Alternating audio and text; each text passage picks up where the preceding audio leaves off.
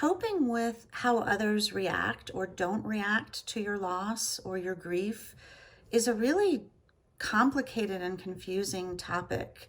I've heard people say that, um, as time goes on, people seem to not check in with you as often, which is true. Their lives go on, people get busy, or they simply, don't know what to say. But I've also heard that some people, my therapist is one of them, has said, you know what, that's a sign of your healing, that maybe you don't need the level of support that you had early on, or they see that you're doing better, for lack of a better word, and so maybe they don't feel the need to come around as often. I don't know if I agree with that 100%, but I do know that it's unrealistic to think that people are going to surround you as they do in the first days or weeks or months of your loss. It's unrealistic for you to expect that, and it's unrealistic to expect that others can provide that.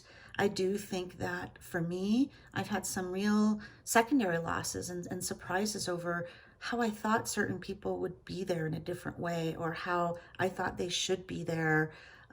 Yet, on the other hand, I've also had people come out of the woodwork that have surprised me incredibly. My oldest brother, who I've always had a good relationship with, but now I have a beautiful relationship with, he surprised me. I didn't quite think that he would be there in the way that he was from the beginning until now. And so there are, I think, some beautiful surprises that can come out of how people cope with or support you in your grief, or how they don't.